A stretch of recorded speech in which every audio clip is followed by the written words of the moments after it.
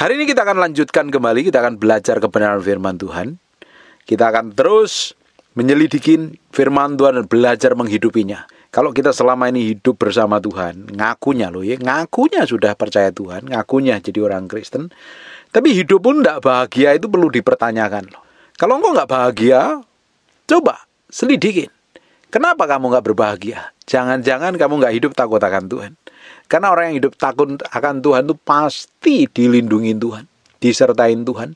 Karena dia berada di pihaknya Tuhan, Tuhan pasti belain, Tuhan pasti berkati. Berkat itu nggak usah diminta, pasti akan mengikuti orang percaya. Karena kebajikan dan kemurahan Tuhan akan mengikuti sepanjang hidup kita. Selama kita benar dan berada di posisinya Tuhan, berada di pihaknya Tuhan.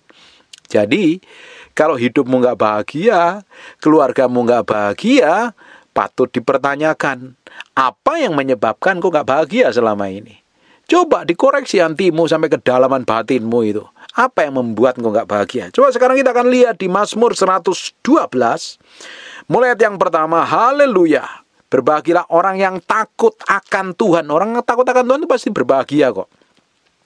Yang sangat suka segala perintahnya. Ketika kita melakukan hal yang di luar firman atau melanggar kebenaran firman Tuhan atau hidup tidak takut akan Tuhan, artinya kau memilih melakukan dosa dan pelanggaran, dapat dipastikan orang yang hidup di dalam dosa, hidup dalam pelanggaran itu hidupnya nggak bahagia. Pertama, dia akan dituduh iblis siang dan malam, didakwa siang dan malam. Bagaimana hidupmu bisa damai sejahtera? Bagaimana hidupmu tenang? Tapi yang jadi masalahnya ketika engkau melakukan dosa tapi engkau tetap bahagia, itu perlu dipertanyakan. Jangan-jangan hati nuranimu sudah mati. Kamu tidak memiliki kepekaan lagi. Karena kamu lebih cakap dan lebih peka melakukan dosa daripada melakukan kebenaran. Kalau sudah seperti itu, coba koreksi hati.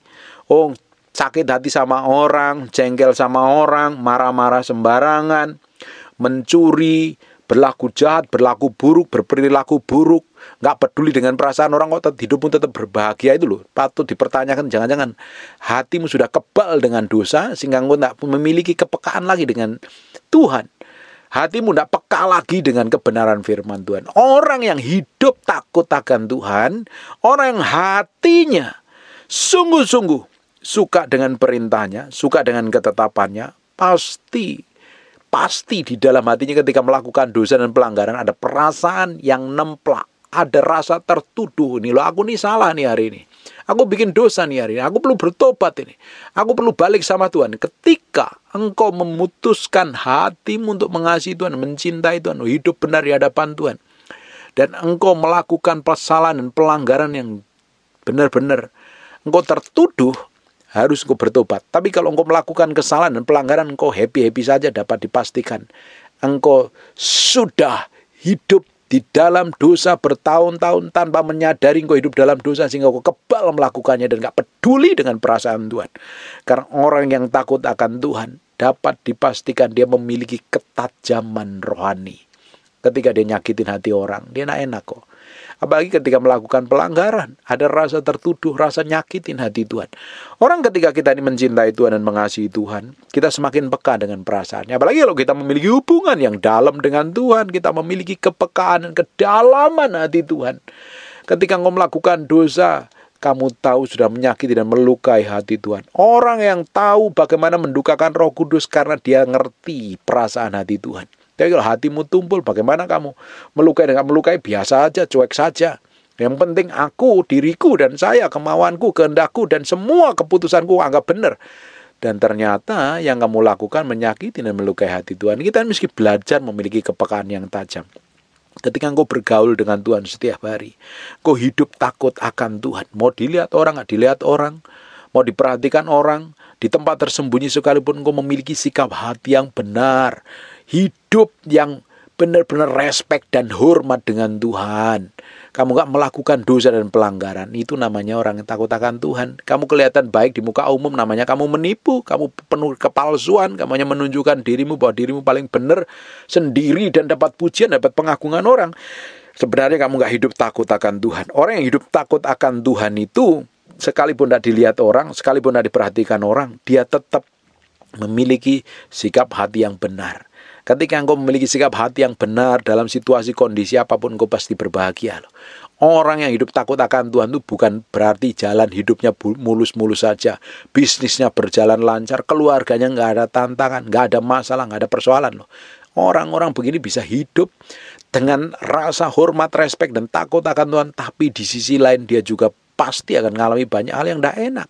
Tetapi orang ini memiliki kebahagiaan tersendiri. Orang yang duduk diam di kaki Tuhan itu menikmati kebahagiaan. Boleh mengalami tekanan, boleh mengalami aniaya, boleh mengalami himpitan persoalan yang hebat kayak apapun. Tapi hatinya tenang dan damai. Karena dia tahu siapa yang disembahnya. Dia buktikan sepanjang hidupnya, Tuhan memproteksi, Tuhan menjagai, Tuhan melindungi loh. Dia tidak perlu khawatir karena Tuhan yang berperang menggantikan dia. Tuhan yang menjadi pembelanya. Jalan aja sama Tuhan. Perhatikan, orang yang berbahagia karena hidup takut akan Tuhan dan suka dengan segala perintahnya, apa yang terjadi di ayat yang kedua? Anak cucunya akan perkasa di bumi. Angkatan orang benar akan diberkati. Tapi kalau orang tuanya udah nggak ngerti firman, hidupnya ngaco, nggak tunduk sama firman, terus berharap anak cucumu diberkati, ya babak belur kamu. Ini udah dikatakan oleh Daud. Dahulu aku muda, sekarang aku sudah tua, tidak pernah aku lihat anak cucunya orang benar meminta-minta roti. Artinya ada pemeliharaan Tuhan, ada penjagaan Tuhan. Tapi kalau orang tuanya bejat, kelakuannya busuk, apalagi orang tuanya dapat penghasilan dari kejahatan, terus anaknya diberikan makan hasil kejahatannya, terus kamu berharap anak cucumu perkasa di bumi, babak belur yang ada. Saya perhatikan loh, orang tua yang hidupnya ngawur, anaknya ikut ngawur kok. Kecuali anak kita itu ditangkap Tuhan, hidup takut akan Tuhan, lahir baru berubah itu. Tapi kebanyakan ketika orang tuanya bejat, anaknya lama-lama juga ikut bejat. Karena yang dicontoh anaknya adalah orang tuanya. Bagaimana melihat figur papi dan maminya kelakuannya busuk, terus anaknya mau contoh figur siapa? Makanya hari ini meski sadar diri engkau bapak-bapak, ibu-ibu ini, hidupmu harus sejalan dengan firman Tuhan. Kalau ingin melihat anak cucumu perkasa di bumi dan angkatan orang benar akan diberkati, anak cucumu diberkati Tuhan, engkau meski hidup takut akan Tuhan, gak ada yang lain kok. Kuncinya selama di muka bumi, kalau engkau ingin bahagia, engkau harus hidup takut akan Tuhan. Selama ini engkau ngalami aniaya, hidupmu tertekan, stres, kacau, hidup babak belur. Coba dicek, kamu ini sungguh mencintai Tuhan apa enggak? Kamu ini sungguh mengasihi Tuhan apa enggak? Sekalipun kita ini mengasihi Tuhan, mencintai Tuhan, hidup kita tetap bahagia sekalipun kita ngadapin tekanan dan persoalan yang berat loh. Ada kebahagiaan tersendiri, ada damai sejahtera. Damai sejahtera itu melampaui kebahagiaan sebenarnya. Tetapi kalau orangnya selama ini udah gak peduli Tuhan, gak takut akan Tuhan, bertindak semaunya sendiri, melakukan segala sesuatu tanpa melibatkan Tuhan di dalamnya, ya tidak heran hidupmu, hatimu tidak pernah bahagia. Selalu iri hati, selalu ribut, selalu menghakimi, selalu merasa benar sendiri, selalu merasa hebat sendiri. Padahal kalau dipertemukan dengan orang isinya ribut, gegeran, dan berantem terus. Saling cakar, saling teran, dan saling gigit. Kalau sudah seperti itu, bertobat, berubah gitu loh. Kalau hidupmu isinya ribut, gegeran, dan berantem, bertobat. Artinya engkau meski berubah. Ada yang tidak benar di dalam hatimu. Artinya engkau belum sejalan dengan firman loh. Benar-benar berubah ini. Kalau engkau nggak berubah, lihat nih keturunanmu. Anak cucumu babak belur hidupnya, kacau, rusak, dan berantakan. Lihat tuh Imam Eli itu. Namanya imam besar, namanya Imam Eli. Hidup tidak takut akan Tuhan. Serakah tamak, makan kegendutan. Hasil persembahan ini makan. Anak-anaknya liar, anak-anaknya berzina. Akhirnya mati mengerikan. Semua ada contoh di dalam Alkitab ketika orang tuanya bejat kelakuannya, anak-anaknya bejat. Harus bertobat kok. Kalau engkau ingin melihat anak cucumu diberkati hari ini bertobat dan sungguh-sungguh berubah, jangan tetap lakukan kejahatan. Ini udah akhir zaman, kita harus sadar diri, koreksi diri. Ya, harta dan kekayaan ada dalam rumahnya, kebajikan tetap untuk selama-lamanya. Ini orang yang hidup takut akan Tuhan. Anak cucunya perkasa di bumi, angkatannya diberkati Tuhan, dan ada harta dan kekayaan di rumahnya. Tapi saya melihat tuh, Pak, itu orang hidupnya nggak takut akan Tuhan, ada harta kekayaan. Tapi lihat di sisi lain, keluarganya hancur-hancuran. Semua keluarganya dari babak belur, pernikahannya babak belur. Lihat kelakuan, gak seperti apa. Pak, dia nggak takut akan Tuhan, tapi kaya raya. Lihat, ada beberapa orang yang memang mengalami seperti itu, tapi di sisi lain pasti ada yang dihancurkan setan.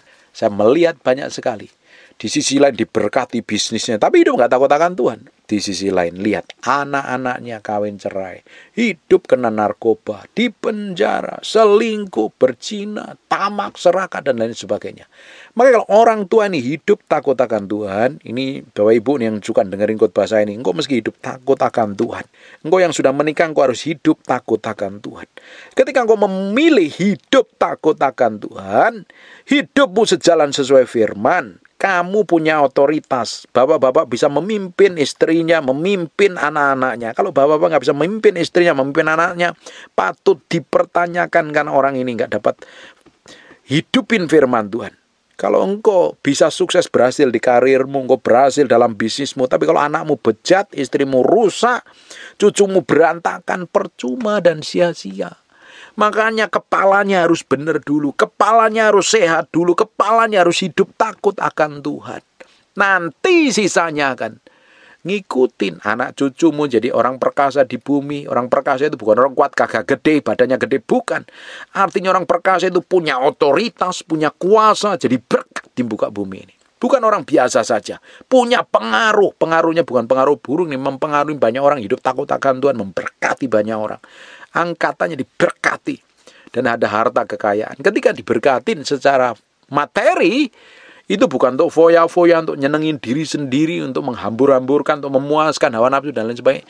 Itu ketika kita dipercayakan berkat jasmani, itu tujuannya supaya kita itu bisa menjadi berkat buat orang-orang yang kesusahan, membiayai pekerjaan pelayanan Tuhan dan lain sebagainya, bukan untuk nyenengin diri. Karena dari setiap harta yang dipercayakan Tuhan, itu ada tujuan dan maksudnya. Kalau saya ngomong begini ini, saya nggak minta uangnya Bapak Ibu loh. Engkau mesti tahu dan tanggung jawab mengelola hartanya Tuhan. Bagaimana harta yang dipercayakan Tuhan kepadamu itu bisa dikelola dengan baik. Tujuannya untuk kemuliaan nama Tuhan, bukan untuk nyenengin hatimu. Lihat, kita lanjutkan lagi. Harta dan kekayaan ada dalam rumahnya. Orang benar pasti diberkatin Tuhan. Kebajikan tetap untuk selama-lamanya. Kenapa kebajikan mengikuti? Karena hidupnya takut akan Tuhan. Ada kebajikan. Tuhan, orang melihat dari hidupnya terpancar kehidupan dan jadi berkat bagi banyak orang.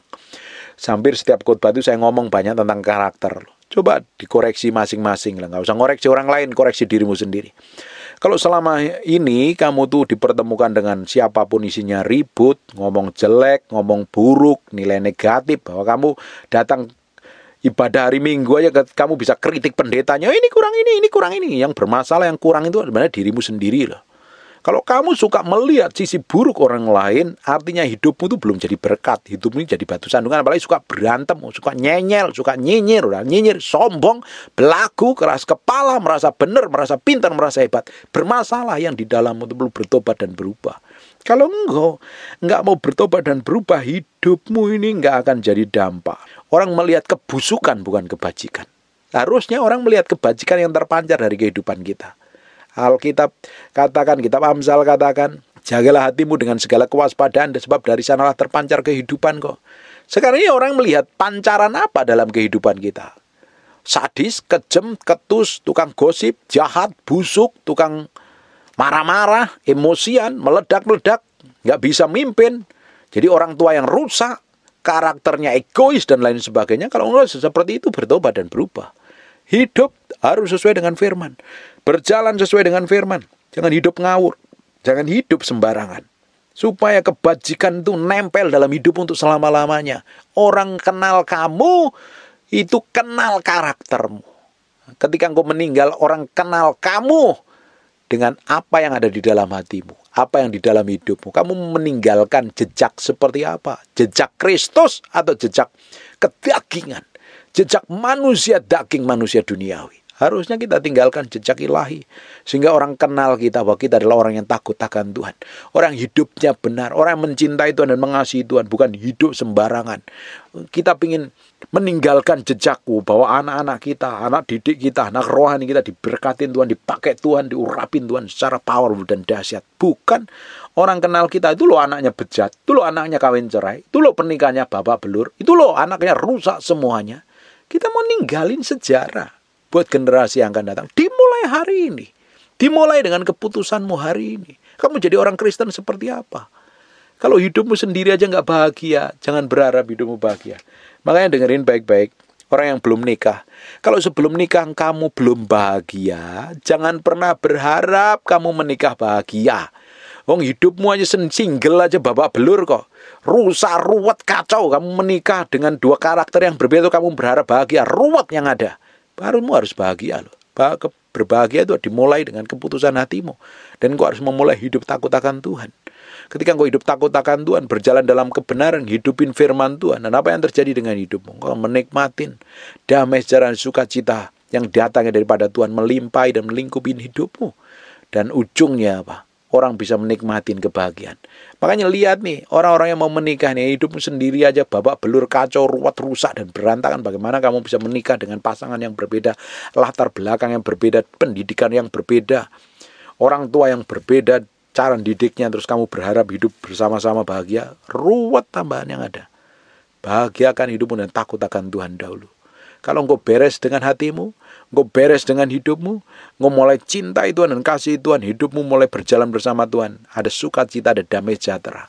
Ketika kamu menikah, kamu bisa jadi dampak, jadi terang dan garam. Ketika kamu mempunyai pasangan yang buruk sekalipun, kamu menjadi terang, kamu menjadi garam, menggarami, menerangi.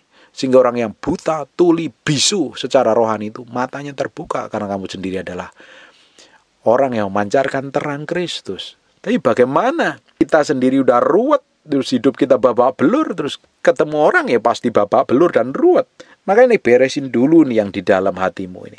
Supaya orang bisa melihat kebajikan, kemurahan, anugerah, dan kasih setia Tuhan. Kedahsyatan Tuhan.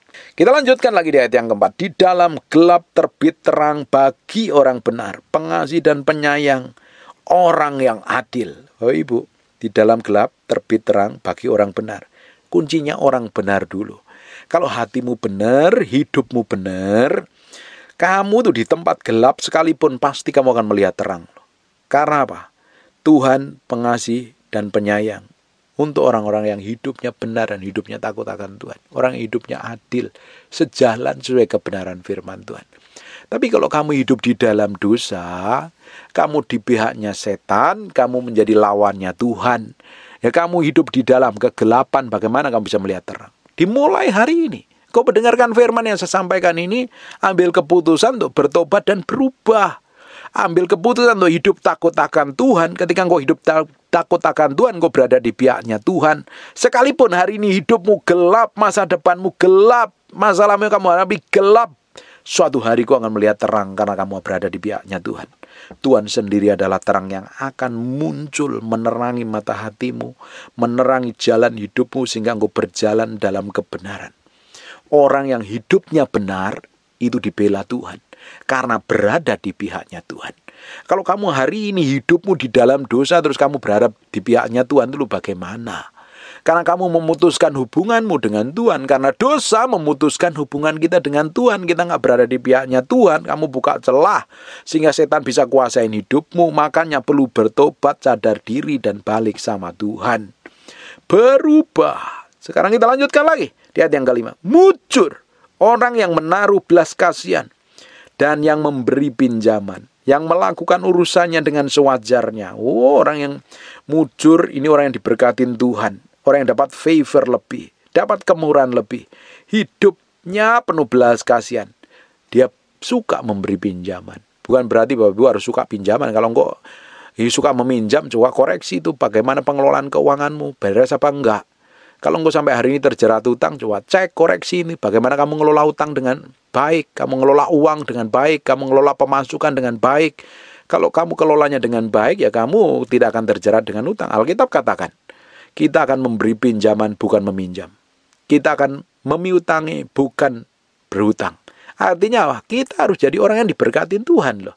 Tapi kalau hidupmu kekurangan terus melarat, udah hidup dalam dosa, hidup kekurangan, hidup sedih, hidup melarat, terus nggak mau kerja, malas, ya sadar diri, bertobat itu. Orang Kristen nggak boleh malas, belajar terus, kembangkan kapasitasmu, belajar seperti Aholiab dan Besaliel, karena punya keahlian dia bekerja dan akhirnya mendapat upah loh. Makanya orang Kristen dilarang sekali malas. Lakukan bagianmu. Kamu jadi pegawai yang baik. Jadi bisnismen baik. Jadi bos yang baik. Jadi pengusaha yang hidup takut akan Tuhan. Jadi apa? Profesimu, lawyer, pengacara, polisi, tentara. Lakukan yang terbaik. Tuhan akan buka jalan dengan caranya yang ajaib. Tuhan bisa berkati kamu dari mana saja loh. Jalan sama Tuhan. Apalagi jadi hamba Tuhan. Harus hidup karena kasih karunia Tuhan. Hidup takut akan Tuhan. Hidup benar-benar mengandalkan Tuhan. Bukan minta belas kasihan. Kalau pelayan belum banyak, minta hikmat Tuhan apa yang harus dikerjakan. Bisnis, jalanin bisnis kok. Paulus jualan tenda. Yesus jadi tukang kayu. Nggak ada salahnya. Kecuali kamu jadi hamba Tuhan yang sudah sibuk pelayanan. Setiap hari khotbah non-stop ngonselingin orang. Jemaatmu banyak ya. Kamu nggak ada kerjaan lain, kamu nggak bisa ngurusin bisnis lain ya, kamu jadi full timer, oke ya, kerjaannya nganggur, nggak ngapa-ngapain, terus kamu hanya mengharapkan belas kasihan, ya malu-maluin, kamu nggak jadi berkat. Kerjakan apa yang bisa dikerjakan jadi bisnis. Kerjakan, lakukan sepenuh hatimu, dan Tuhan akan berkati lewat apa yang dikerjakan tanganmu. Tuhan akan berkati apa saja yang dikerjakan lewat tanganmu, sebab Tuhan hobinya memberkatin kita. Amin. Ayat yang ke-6, sebab ia takkan goyah untuk selama-lamanya. Orang benar itu diingat selama-lamanya. Orang yang hidupnya takut akan Tuhan, itu nggak akan goyah loh, hadapi tekanan, hadapi persoalan, hadapi himpitan, hadapi masalah apapun. Dia tahu kok, Tuhan adalah batu karang yang teguh, dia menara yang kuat. Engkau alami goncangan kayak pun, kamu tahu Tuhan Allahmu, sumber dari segala-galanya, akan proteksi kamu, yang cukupin kebutuhanmu, yang menuntun kamu, yang melindungi, dan Dia selalu ada berperang menggantikan kamu. Makanya nggak perlu goyah. Makanya kalau orang Kristen ngakunya pelayanan, ngakunya cinta Tuhan, ngakunya ke gereja, tapi hidupnya masih goyah, babak belur, stres, penuh kekhawatiran, perlu pertanyakan, kamu ini kenal Tuhan sungguh-sungguh apa tidak? Jangan-jangan kamu hanya Kristen agamawi. Datang ke gereja, dengar khotbah, mungkin sekitar 45 menit, terus pulang mikirin cari makan, terus hari-hari biasa kamu nggak ngerti firman. Ya pasti goyang, stres, bingung, kacau. Orang yang ngerti firman, dia menghidupin firman. Orang yang menghidupin firman, dia tahu apa yang harus dilakukan. Ketika dia menghadapi masalah, tekanan, himpitan, persoalan, dia tahu loh pakai pasal yang mana, pakai ayat yang mana. Praktek aplikasi firman itu seperti apa. Mana mungkin dia bisa goyah. Mana mungkin dia stres. Ya kadang ada goyah sedikit, langsung dia bangkit berdiri. Kadang kekhawatiran muncul sedikit, tiba-tiba dengar firman, dia lakukan firman. Secara daging kadang memang hadapi tekanan, tiba-tiba ada rasa begini. Tapi firman akan menguatkan hatinya. Karena firman yang kamu ketahui, firman itu akan membuat kamu merdeka, dimerdekakan dari perbudakan, dari ketidakmengertian, dari kebodohan kok. Tidak mungkin orang Kristen yang ngerti firman itu hidupnya goyah, babak belur. Kamu goyah, kamu stres, kamu bingung, kamu cari pendeta karena kamu nggak ngerti firman. Kamu bisa jadi orang Kristen bertahun-tahun tapi kamu nggak hidupin firman. Bahkan nggak ngerti firman sama sekali. Tidak heran gampang goyah, gampang stres. Kalau orang ngerti firman, boleh alami tekanan, sedikit goyang, ternyata dia bangkit lagi. Orang bisa jatuh, terpeleset, terpelecok, jatuh, dia bangkit tiba-tiba bersama Tuhan. Dengarin, orang benar itu akan diingat untuk selama-lamanya. Diingat selama-lamanya. Karena apa? Dia ada di dalam hatinya Tuhan. Orang yang hidup takut akan Tuhan, orang yang hidupnya benar, makanya koreksi hatimu hari ini, benar dalam posisi Tuhan apa enggak? Dulu, dari apa yang kamu katakan, apa yang kamu perbuat, apa yang kamu lakukan, apa yang kamu kerjakan itu loh. Sesuai dengan firman apa tidak? Kamu ini posisinya benar di hadapan Tuhan atau posisi orang berdosa? Kalau posisimu orang berdosa, bertobat loh. Kalau kamu hari ini tidak yakin mati ketemu Tuhan, berarti ada sesuatu yang dipertanyakan dalam hidup lo. Bertobat dan berubah lo. Sadar diri dan cintai Tuhan dan kasih Tuhan. Kau akan menikmati anugerah dan kemurahan dan kedahsyatan Tuhan. Jalan sama Tuhan. Hidup dalam anugerah Tuhan. Hidup dalam takut akan Tuhan. Tidak perlu takut, nggak perlu stres, nggak perlu bimbang. Jalan sama Tuhan. Kita lihat lagi. Karena orang yang benar diingat selama ada di dalam hatinya Tuhan. Ingat, kita ini adalah biji mata Tuhan. Rambut yang jatuh di kepala kita Tuhan hitung kok. Tetesan air mata kita Tuhan hitung. Kemana kita melangkah Tuhan tahu. Bahkan seluruh pikiran kita Dia tahu. Karena kita ini adalah orang yang ada di dalam hatinya Tuhan. Bapak Ibu bisa bayangkan engkau jadi orang yang disayangin Tuhan, dicintai Tuhan, dan diingat-ingat Tuhan. Apakah kamu perlu khawatir? Apakah kamu perlu stres ketika kamu gak punya uang sama sekali? Bukankah Dia Allah pernah menolong hidupmu dan Dia akan tolong hidupmu untuk selama-lamanya? Bukankah Dia Allah yang akan buat mujizat dalam hidupmu dan Dia tidak pernah meninggalkanmu? Dia Allah yang setia. Dia Allah yang powerful. Dia Allah yang dahsyat, yang tidak pernah meninggalkan hidupmu. Jalan sama Tuhan. Hidup bersama Tuhan. Kau akan menikmati anugerah dan kemurahan Tuhan dan kedahsyatan Tuhan. Karena kamu adalah orang kesayangan Tuhan. Bayangin kita ini menjadi biji matanya Tuhan. Dijagai, dilindungi, diproteksi. Saya nggak habis pikir ada orang Kristen yang ngakunya pelayan tapi hidupnya stres, bingung, sampai gila. Itu. Saya nggak habis pikir itu. Kamu tuh ngerti firman apa enggak? Apalagi kalau udah tahu firman kamu memilih melakukan dosa, saya nggak habis pikir lagi. Itu. Sebenarnya kamu ini hidup di dalam Tuhan atau hidup di luar Tuhan. Ya, saya berdoa hari ini ada orang-orang yang hidupnya dalam dosa, sadar diri dan bertobat balik sama Tuhan. Benar-benar hidup takut akan Tuhan. Kita lihat lagi. Ayat yang ke-7. Ia tidak takut kepada kabar celaka. Hatinya tetap percaya, tetap penuh kepercayaan kepada Tuhan. Ya iyalah. Orang boleh ngomong apa saja. Mungkin orang jelekin, orang nuduh. Oh terus ini ada bencana, ini akan ada kematian. Makanya dengerin baik-baik ya Bapak Ibu. Engkau dengerin khotbah yang menakutkan isinya. Oh nanti 2024 akan begini, tahun ke depan akan begini. Kalau pendeta siapapun yang ngomong pakai firman tapi nakut-nakutin, gak usah didengerin. Apalagi kamu cemas sampai cemas bingung, kamu tuh kena umpannya setan. Dengerin ya. Firman Tuhan isinya kabar baik loh. Yang dari Tuhan itu selalu mendatangkan damai sejahtera, bukan mendatangkan ketakutan. Segala sesuatu yang mendatangkan kecemasan, ketakutan itu bukan berasal dari setan. Bukan berasal dari Tuhan. Itu berasal dari setan. Karena apa? Tuhan selalu memberikan roh damai sejahtera. Sekalipun yang ngomong pendeta, kalau nakut-nakutin kamu, gak usah dipercaya.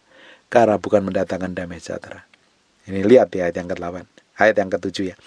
Ia tidak takut kepada kabar celaka. Hatinya tetap penuh kepercayaan kepada Tuhan. Orang boleh ngomong buruk sekalipun. Kamu pegang Tuhan. Yang dahulu dia pernah menolong kamu. Dia pernah bikin mujizat. Dia pernah bikin menyembuhkan. Dia berkati kamu. Dia jagain kamu. Dia lindungin kamu. Allah yang sama yang kamu sembah. Di masa-masa yang akan datang menjadi jaminan hidupmu. Bahkan Tuhan akan lakukan double porsi atas hidupmu. Jalan terus sama Tuhan. Jalan sama Tuhan itu. Engkau gak perlu pusing dengan kata kabar buruk orang lain. Siapapun yang ngomong, kalau kabar buruk gak usah dipercaya. Kita percaya Tuhan selalu mendatangkan kebaikan di masa-masa yang akan datang. Pak, tapi bisnis 2024 lesu loh. Saya juga ngalami nih. Lesu ini. Awal tahun kok lesu begini, banyak orang ngeluh. Tapi kita percaya kita punya Tuhan kok. Tuhan yang jaga ini selama sepanjang 2000. Waktu itu 2019, 2020, malah COVID, nggak ada kerjaan, kita dipelihara Tuhan. 2021 dipelihara Tuhan, 2022 dipelihara Tuhan, 2023 dipelihara. Apalagi tahun ini pasti dipelihara Tuhan. Tuhan nggak pernah meninggalkan kita. Jalan sama Tuhan, kasih Tuhan, cintai Tuhan. Hatimu harus penuh kepercayaan kepada Tuhan. Hobinya Tuhan yang saya sembah, dan hobinya Tuhan yang Bapak Ibu sembah. Dia mempromosi, dia memberkati. Dia nggak akan membuat kabar buruk atas hidupmu. Nggak membuat kabar celaka dalam hidup. Kecuali kamu hidup dalam dosa, kamu akan ketemu murka Tuhan. Ketika kamu hidup dalam kenajisan, kamu akan ketemu murka Tuhan. Tapi kalau selama kamu hidup benar di hadapan Tuhan, kamu akan ketemu kebajikan dan kemurahan yang mengikuti sepanjang hidupmu. Di masa-masa sulit saja Tuhan pelihara kita kok. Apalagi di masa-masa ini Tuhan akan proteksi, jaga, lindungi, dan berkati kita. Ayat yang ke-8, hatinya teguh, ia tidak takut, sehingga ia memandang redah para lawannya. Orang mau musuhin kita, serahin saja sama Tuhan. Karena Tuhan menjadi panglima perangmu. Ada orang memfitnah, orang menuduh, orang mau berniat jahat, serahin sama Tuhan. Tuhan yang akan berperang menggantikan kamu. Gak usah pusing. Malaikat menjagain kita, melindungi, berkemah di sekeliling kita. Makanya kita harus bersikap benar. Kita meski berespon benar di hadapan Tuhan. Jangan pingin balas dendam, izinkan dan beri waktu Tuhan untuk melakukannya. Karena pembalasan bukan hak kita, pembalasan itu haknya Tuhan. Penghakiman bukan hak kita, penghakiman haknya Tuhan. Tapi kecenderungan daging kita pingin balas, kecenderungan daging kita untuk mencaci, melakukan hal buruk, melakukan hal jelek, kita pingin melakukan hal yang seakan-akan memuaskan daging kita. Diam saja, tenang saja, berikan waktu sama Tuhan untuk membalasnya, untuk membela kita. Kalau ada orang yang memusuhin kita, jalan sama Tuhan. Tuhan yang akan menjadikan kemenangan, memberi kemenangan kepada hidup kita. Di ayat 9, ia membagi-bagikan, ia memberikan kepada orang miskin, kebajikan untuk tetap selamanya. tanduknya meninggi dalam kemuliaan. Powerful. Engkau akan mengalami promosi dan peninggian kok. Jalan sama Tuhan.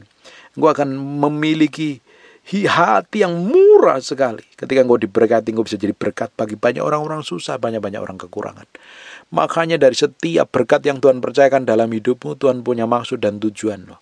Bukan untuk nyenengin hidupmu sendiri, tapi engkau jadi berkat untuk orang-orang yang kekurangan. Perhatikan yang 10 orang fasik melihatnya lalu sakit hati. Ketika kita jalan, ketika kita diberkatin Tuhan, kita semakin diurapin Tuhan, kita makin dipromosi Tuhan. Itu orang-orang fasik melihatnya sakit hati. Yang menggertakkan giginya lalu hancur. Dia kesel, gigit giginya, geram sekali. Dan ternyata dia lalu hancur. Keinginan orang fasik akan menuju kebinasaan. Powerful. Ada pembelaan Tuhan. Orang yang benar harus hidup bahagia. Sekalipun kamu mengalami aniaya, sekalipun kamu ditekan, sekalipun kamu dipersalahkan, sekalipun kamu dituduh, jalan dalam kebenaran. Ujung di akhirnya kamu akan melihat pembelaan Tuhan.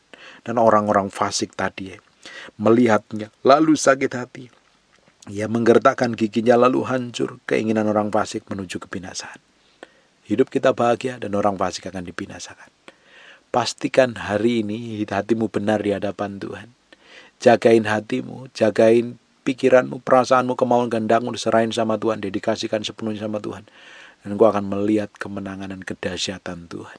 Tuhan kita, Tuhan yang powerful, Tuhan yang luar biasa.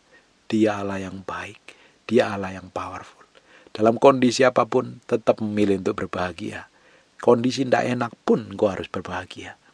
Karena kebahagiaanmu bukan sumbernya karena situasi kondisi. Sumber kebahagiaanmu adalah pribadi Tuhan. Kondisimu tidak baik, keadaanmu tidak baik. Tidak usah sedih. Tetap bahagia karena sumber kebahagiaan adalah pribadi Tuhan. Amin. Tutup matamu. Tutup Alkitabmu, kita berdoa. Bapak, terima kasih buat firman-Mu. Kami materaikan dengan darah anak domba, firman nempel dalam hati kami.